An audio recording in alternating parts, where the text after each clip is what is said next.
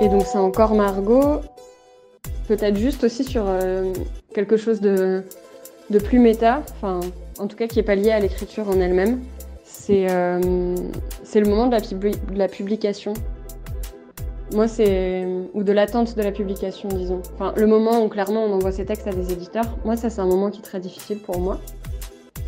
Que j'essaie de faire le moins possible.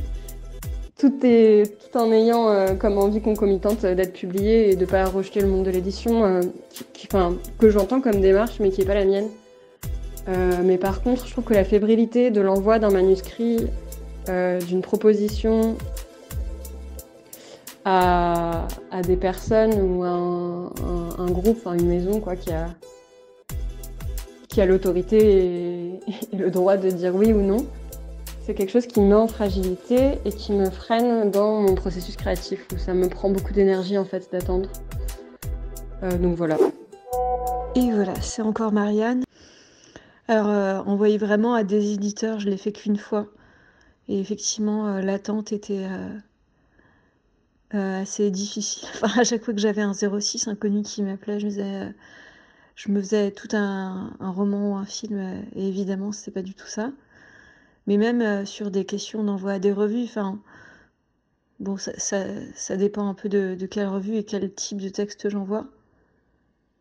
Mais par exemple, là, j'ai envoyé cet été une série de poèmes à une revue en fait à laquelle j'avais jamais envoyé. Donc, non, en plus, il y a un truc, enfin, peut-être une inquiétude du fait que je les connais pas du tout et qu'ils me connaissent pas du tout et que c'est justement des textes assez autobiographiques, justement sur cette fameuse histoire familiale. Et du coup, je dis bon, est-ce que j'aurais dû les envoyer Est-ce que j'aurais pas dû Alors je sais qu'il y a un long délai avant d'avoir une réponse de leur part, ils me l'avaient dit, donc ça j'ai aucun problème, mais je commence du coup à douter maintenant pas mal de ces textes que je me dis, je les ai écrits il y a 3 mois, quelque chose comme ça, voire plus pour certains. Est-ce que ça correspond encore à là où j'en suis aujourd'hui? Je me dis, s'ils me disent oui, ben je serais peut-être contente, mais je me dirais bon, est-ce que vraiment j'en suis encore là? Est-ce que j'ai quand même des doutes sur pas ce que ça raconte, mais la forme de certains textes? Et puis même de manière générale, c'est vrai que enfin, l'attente est toujours un peu dure et j'essaie juste de me dire à chaque fois, même si c'est pas évident, mais en tout cas de me le répéter que la valeur ou l'intérêt de ce que j'écris et surtout le plaisir que j'ai à écrire doit pas être conditionné à la publication, même si c'est toujours une reconnaissance et je suis très contente, mais j'essaie de garder ça en tête quand même, pour que des refus ne me mettent pas trop à terre. Vous parlez de publication par rapport aux éditeurs et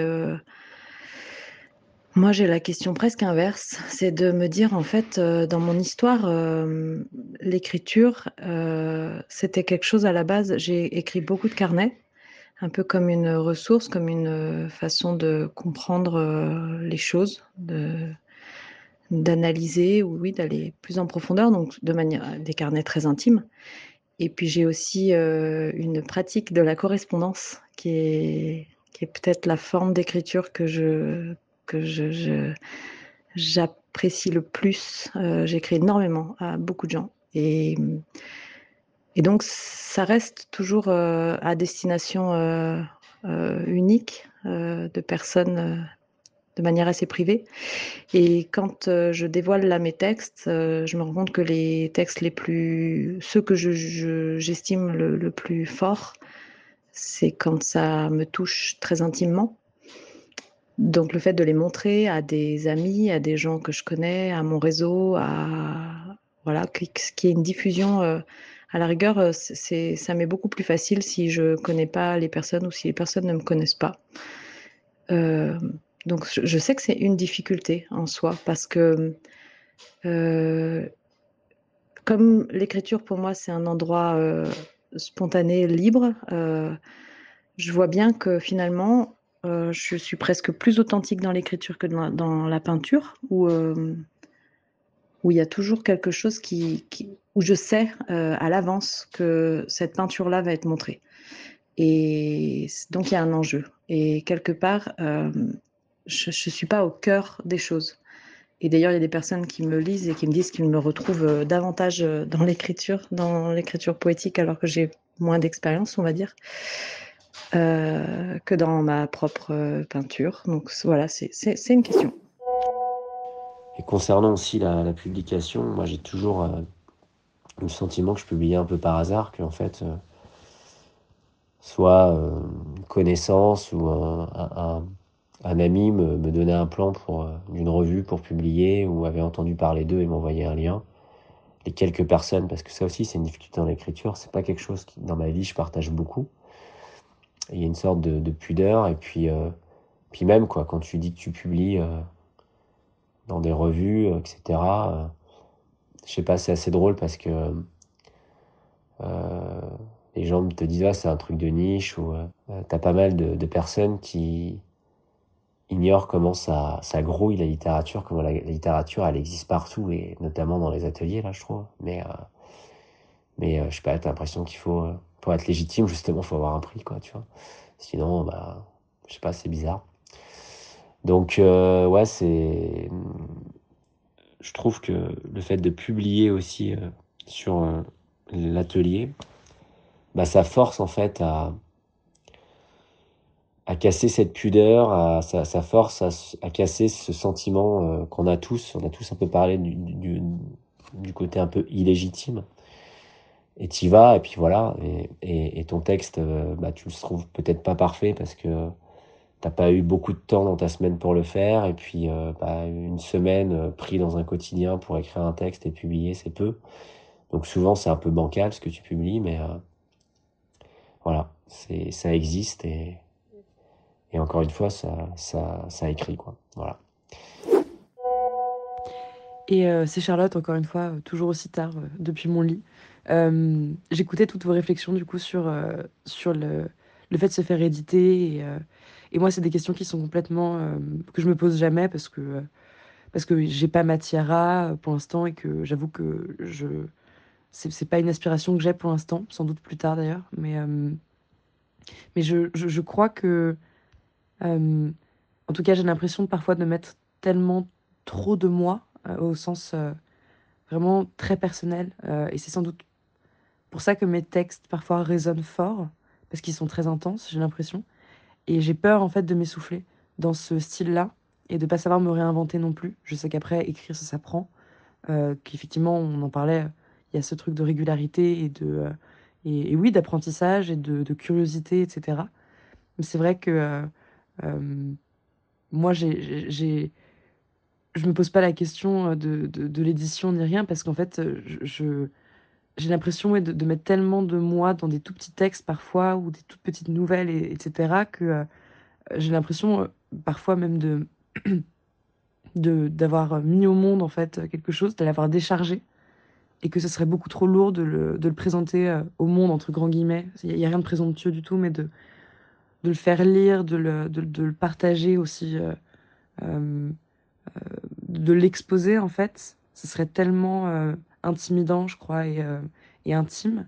Et à la fois, il y a quand même ce désir d'être lu, c'est sûr. Mais ouais, c'est une petite réflexion du soir sur l'oreiller. Je crois que j'ai du mal encore à trouver, on en revient encore à cette question de qu'est-ce qui nous pose problème, la bonne balance aussi de comment on ne met pas trop de soi dans un texte, et comment le faire, en mettre assez, je veux dire, pour que ce soit quelque chose qui résonne et qui soit vrai et qui soit authentique, sans tricherie. Mais j'ai l'impression pour l'instant que sans doute mes textes sont trop intenses, ou je sais pas. Moi-même, parfois, ils me font un peu peur quand je les relis. Et j'ai peur aussi, du coup, d'être lue. Et que j'ai pas l'impression que, du coup, j'aurai l'énergie pour écrire tout le temps. En tout cas, et ouais. Et une autre question, comment vous faites, vous, avec quand vous n'êtes pas satisfait d'un texte ou d'un poème, ou comment vous le vivez? Alors, c'est une question un peu vaste, mais ça m'intéresse de voir aussi comment vous l'interprétez. Et puis, bonne nuit. Cette question, vous le constaterez, aura son importance. Avant d'y répondre, les autres participants décident sans se concerter de la laisser lentement infuser et décanter. Ils y reviendront, vous l'entendrez.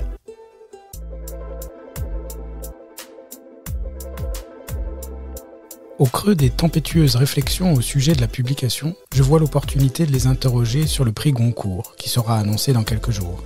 Je souhaite alors connaître la résonance de ce rituel annuel qui érige en compétition l'opportunité donnée à une autrice ou un auteur de mettre en lumière son travail. Je pose cette question et je comprends par la suite qu'il s'agit d'une mauvaise question. Je dis mauvaise parce que, écoutez plutôt les réponses. Elles sont intéressantes. Les prix, Benjamin, moi, c'est pas forcément quelque chose qui m'intéresse. Je regarde en fait la rentrée littéraire dans son ensemble, parfois des romans qui sont dans des listes de prix plus ou moins ronflants ou plus ou moins célèbres, peuvent parfois m'intéresser, mais c'est pas du tout un critère. Je fouille de façon parfois quasi archéologique pour voir ce qui sort. Je vais voir prioritairement les maisons que j'aime bien. Parfois, il y a un livre qui reçoit un prix qui me plaît. Je sais pas, je pense qu'il y a, je sais pas combien d'années, il y a Anne Poly avec son premier roman qui parlait de la mort de son père. M'avait touché. C'était un premier roman, j'étais chez Verdier. Je crois qu'elle avait eu le prix du livre inter. Bon, mais c'est complètement au hasard parce que j'avais découvert le livre avant qu'elle ait le prix. Je ne savais même pas que le livre était sur la liste du livre inter. Et évidemment, quand elle a eu le prix, j'ai été ravi pour elle parce que je pense aux autrices et aux auteurs et je sais que c'est pas évident de vivre de sa plume, comme on dit.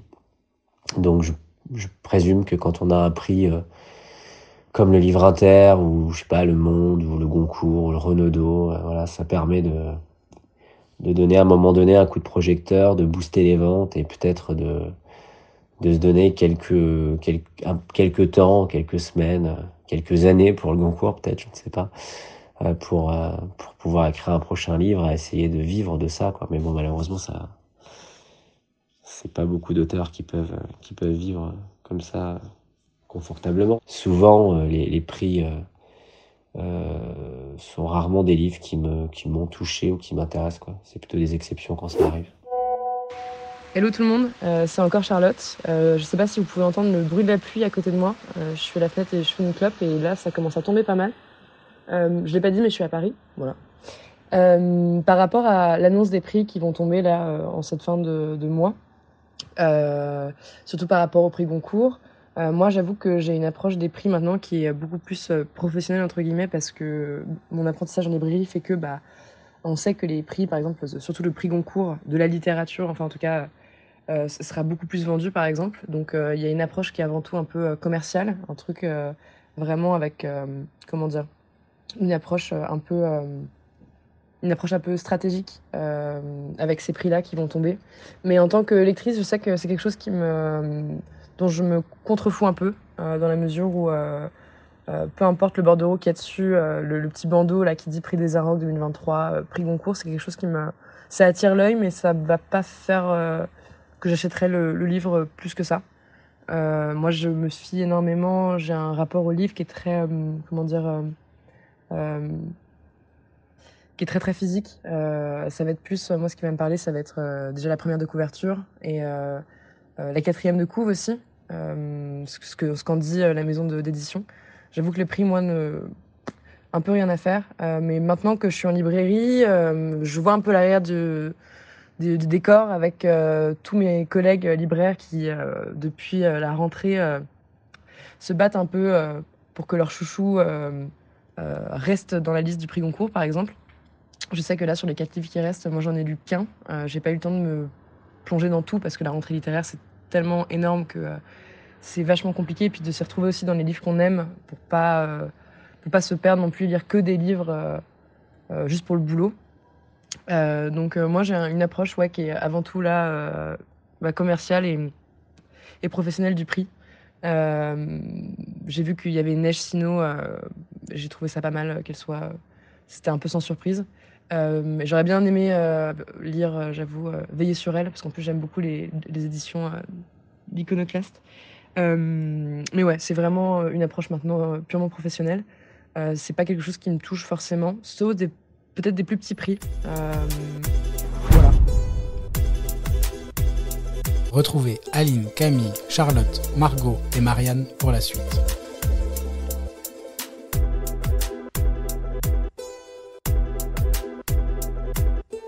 En miroir, un podcast de Benjamin Milazzo, proposé avec Captive Édition.